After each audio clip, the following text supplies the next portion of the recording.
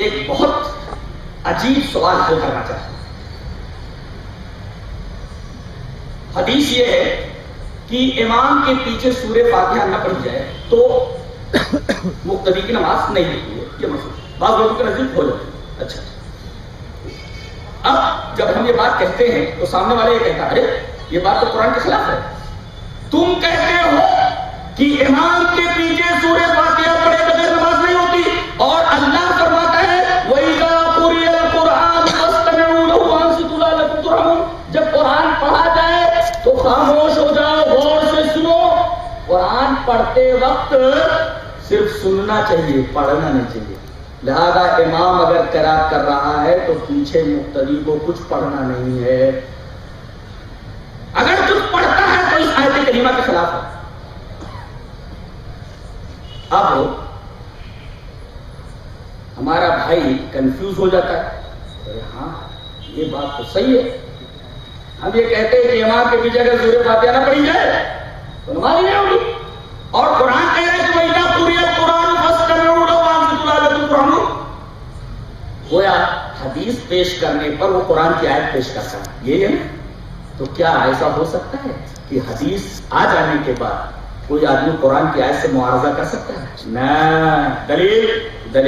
یہ حدیث وعن سعید بن جبیر انه حدث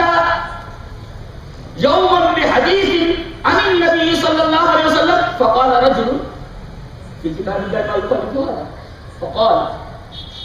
الا اراني احدثك عن رسول الله صلى الله عليه وسلم وتعرف في كتاب الله كان رسول الله صلى الله عليه وسلم اعلم بكتاب الله منك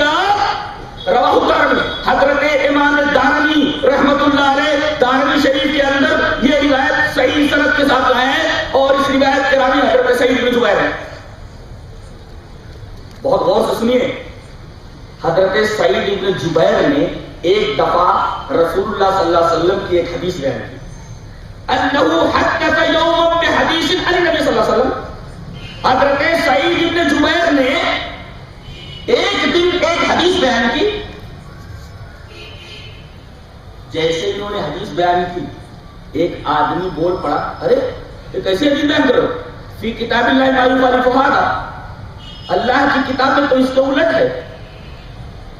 تم کہہ رہے ہو یہ ہے اور حدیث پیش کرتے ہو، لیکن قرآن میں تو بالکل اس کے الٹا ہے، فی کتاب اللہ ما یخالف ھذا۔ تو وہ صاحب کہنے لگے حضرت سعید بن جبیر تیرا دماغ خراب ہے،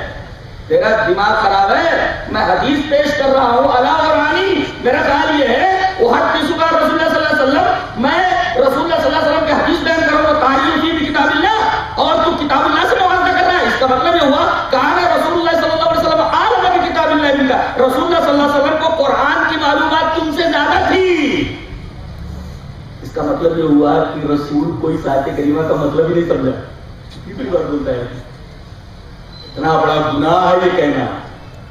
اگر یہ کہا جائے کہ حدیث موجود ہے کہ امام کی پیچھے سورہ فاتحہ پڑھے بغیر نماز نہیں ہوتی، اب اگر کوئی آدمی یہ آیت پیش کرے تو گویا کہ رسول اللہ صلی اللہ علیہ وسلم کے اوپر الزام لگا رہا ہے کہ رسول کو اس آیت کریمہ کا مطلب ہی نہیں سمجھا، اور حضرت سعید بن جبیر فرما رہے ہیں کان رسول اللہ صلی اللہ علیہ وسلم اعلم بکتاب اللہ منک، اللہ کے رسول اس روئے زمین پر واحد شخصیت ہے کہ جن سے زیادہ کتاب اللہ کا علم کسی کے پاس نہیں،